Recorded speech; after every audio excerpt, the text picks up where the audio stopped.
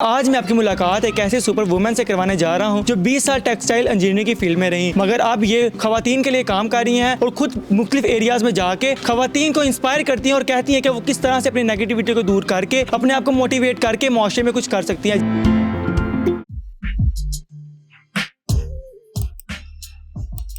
अस्सलाम वालेकुम नाज़रीन, डिजिटल अलायंस के साथ मैं हूं आपका मेज़बान अरसान आरिफ। नाज़रीन, आज मैं आपकी मुलाकात एक ऐसे सुपर वुमेन से करवाने जा रहा हूं जो 20 साल टेक्सटाइल इंजीनियरिंग की फील्ड में रही, मगर अब ये खवातीन के लिए काम कर रही हैं और ख़ुद मुख्तलिफ एरियाज़ में जाके खवातीन को इंस्पायर करती हैं और कहती हैं कि वो किस तरह से अपनी नेगेटिविटी को दूर करके अपने आप को मोटिवेट करके माशरे में कुछ कर सकती हैं। जी, मेरे साथ सहर नदीम मौजूद हैं, इनसे बातचीत करते हैं और जानते हैं कि इन्होंने इतनी इंस्पायरेशन कहाँ से ली, इतना मोटिवेट कहाँ से हुई और अब ये खवातीन को भी आगे मोटिवेट कर रही हैं। अस्सलाम वालेकुम मैम, कैसी हैं आप? ठीक ठाक है? अस्सलाम वालेकुम, बिल्कुल ठीक। मैम, 20 साल आपने टेक्सटाइल इंजीनियरिंग में काम किया, लोग बहुत मेहनत करते हैं इस फील्ड में आने के लिए, उसके बाद आपने यूटर्न एकदम से ले लिया, आप इस फील्ड में आ गए। यूटर्न नहीं लिया। देखें, जॉब एक बहुत ही कमज़ोर दर्जा है जिसमें आप सिर्फ चंद लोगों से ताल्लुक़ रख सकते हैं और अपनी कोई पूरी तरह से सलाहियतों को बरोएकार नहीं ला सकते। आप बंधे हुए हैं, आप ग़ुलाम हैं, जो आपको काम मिला है बस वही कर सकते हैं। तो जब सलाहियतें ऐसी हो गई, तजर्बा इतना हो गया, तो मैंने कहा कि कुछ ऐसा काम किया जाए जिसमें आवाम के साथ एक राब्ता बनाया जाए। तो उसके लिए ये बिज़नेस की बेस बनाई और उसके बाद अपने असल हदफ की तरफ के जो मुल्क और कौमी जज्बा है असल में, तो उसी की वजह से हम सब हैं, तो उसको टच किया जाए प्रॉपरली।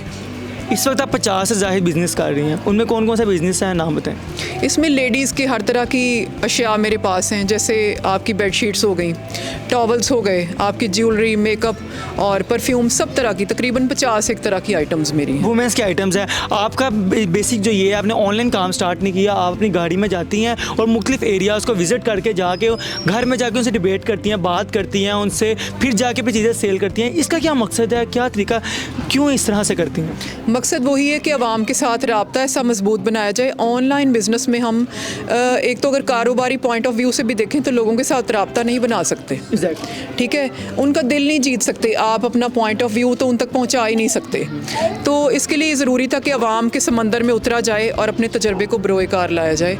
वही जिस बात की तरफ हम अभी आ रहे हैं। ठीक है, वुमेंस के लिए आप काम कर रही हैं। आप वुमेंस को, जो लड़कियां जो पढ़ी लिखी नहीं हैं, अनपढ़ हैं, आप उन इलाकों में जाती हैं जो नेगेटिविटी का शिकार है, उनको जाके आप उनका जज्बा उभारती हैं, उन्हें बताती हैं कि आप भी इस दुनिया में किसी मकसद के तहत आए हैं। जी हाँ। क्या मकसद है आपका वुमेंस को इतना इंस्पायर करना? क्या चाहती हैं आप, क्या हो? असल में मैं ये देखती हूँ कि हमारे कंट्री में बाकी ममालिक की निस्बत लेडीज़ हैं भी ज़्यादा, काम भी सिंगल फेज़ कर रही हैं और नंबर ऑफ़ वीमेन भी कम है जो कि काम कर रही हों और एक लाइन पे काम कर रही हैं जो भी कर रही हैं, और वो भी दबा छुपा घुटा घुटा और रुका रुका से कुछ काम कर रही हैं और उस पर भी कॉन्फिडेंट नहीं है। जैसे आप उन्हें पूछेंगे कि हम क्या काम कर रहे हैं तो वो घुमाएंगी बात को, या सामने नहीं आना चाहेंगी, या उनकी तबीयत ख़राब होने लगेगी, मतलब वो जज्बे के साथ नहीं काम कर रही। तो इस तरह की चीज़ें जो हैं कौमों को पीछे ले जाने का एक सबब बन सकती हैं। उस चीज़ को ठीक करने के लिए तो मुझे अपने तौर पर ये स्टार्ट करना था, किसी ना किसी को तो देखें शमा लेके चलनी है ना, तो मैं क्यों नहीं, तो मैं उनमें ये जज्बा उभारती हूँ। एज ए ट्रेनर मैं बग़ैर किसी कॉस्ट के काम कर रही हूँ कि मैं करिया जाती हूँ और उन लेडीज़ को तलाश करती हूँ कि इनके हिडन क्या है एजुकेशन। अगर एजुकेशन नहीं तो कोई हुनर है, हुनर भी नहीं है तो क्या किया जाए, तो मैं डिस्कस करती हूँ उनके साथ और उनमें ये जज्बा उभारती हूँ कि आए हम कुछ करने की कोशिश करें। इतने एरियाज़ आपने विज़िट किए, आपने देखा कि ख़वातीन अनपढ़ काफ़ी हैं। कितने % ख़वातीन जो है अनपढ़ रह चुकी हैं, उनकी वजह क्या बेसिक है जिस वजह से पढ़ती नहीं है? क्या घर वालों की रिस्ट्रिक्शंस है, क्या उनका अपना दिल नहीं है, या फिर काहली है उनकी? बस देखिए, मिले जुले से हालात हैं, लेकिन हम किसी के ऊपर किसी भी चीज़ का फेलियर नहीं डाल सकते। असल में कसूर हमारा अपना ही सुस्ती और गफलत होती है जिसे बेदार करने की ज़रूरत है।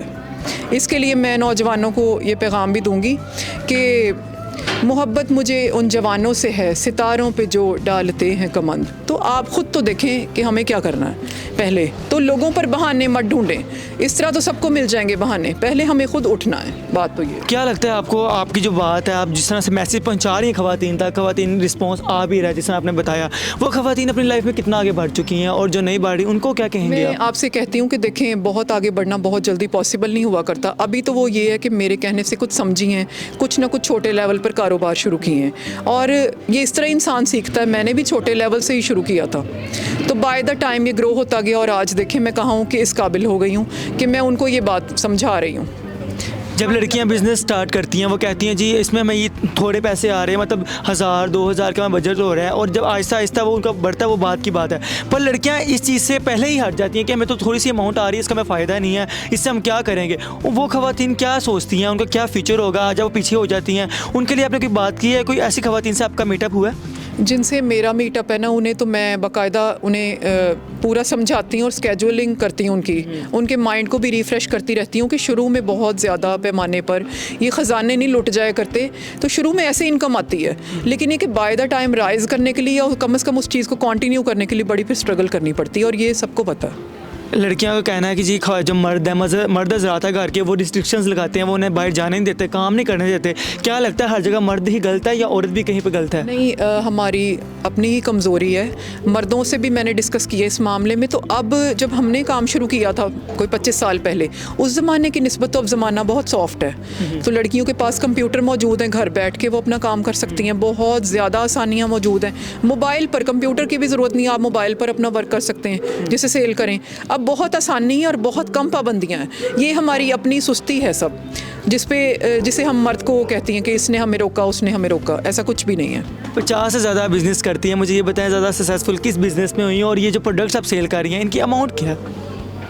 ये तकरीबन 50 से ज़्यादा बन जाती है, और सक्सेसफुल सारा ही है, क्योंकि मुझसे पहले जो है ऐसी लेडी यहाँ पे लाहौर शहर में तो नहीं है जो इतना जामिया कारोबार कर रही हो, एक या दो तरह के बिज़नेस, बल्कि सिंगल लाइन बिज़नेस कर रही हैं कुछ औरतें, वो भी एक फ़िक्स एरिया में बैठकर, जैसे अपने घर में एक आसानी के साथ। तो मैं हर जगह जाती हूँ, प्रोडक्ट्स भी ज़्यादा है, तो सभी कारोबारों को लोगों ने चलाया, तो मैं सब कर पा रही हूँ। जब कोई ख़वातीन या औरत माशरे में बाहर निकलती है, कोई काम शुरू करती है, किसी भी चीज़ के लिए निकलती हैं, आसपास के लोग, सोसाइटी के लोग उसको नेगेटिविटी का शिकार बनाते हैं, उसे आवाज़ें कसते हैं और कहते हैं गलत बातें करते हैं, उनके बारे में कैसा क्या कहेंगी आप? और जब आप बाहर निकली माशरे में, आपको किस किस चीज़ को फेस करना पड़ा? देखिए, मैंने तो सरमाए की कमी को भी फेस किया होगा, लोगों के बिहेवियर, रिश्तेदारों के बिहेवियर, बड़ी अजीबोगरीब नेगेटिव बातें। लेकिन बात ये है कि अगर आप फेस ही नहीं करना चाहते लाइफ को, और ऐसा क्या फिर शॉर्टकट होगा कि कामयाबियों की मंजिलें आपको घरों पर बैठे हुए मुयस्सर हो जाएंगी? ऐसा हो ही नहीं सकता। ये तो आपके माइलस्टोन है, ये रास्ते के करीब लेकर जाती हैं ये चीज़ें। हर नेगेटिविटी को मैंने यूज़ किया, और आज वो सब नेगेटिविटीज़ मेरी स्ट्रेंथ हैं।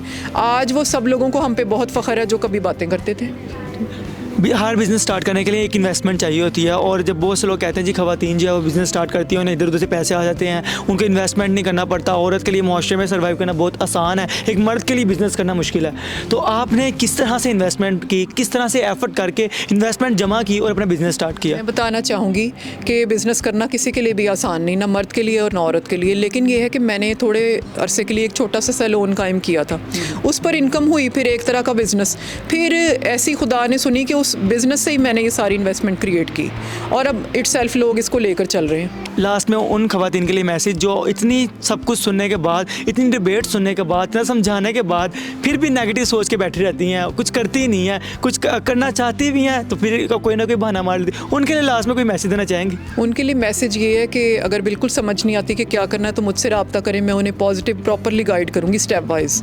और कुछ खुद पे भी गौर करें कि हमारे कंट्री को इस वक्त ज़रूरत है आराम करने वालों की, नहीं कुछ करके दिखाने वालों की। तो चैलेंज के तौर पे लें, आपका जज्बा आपसे सब कुछ करवाएगा। हमने भी किया, आप भी करें।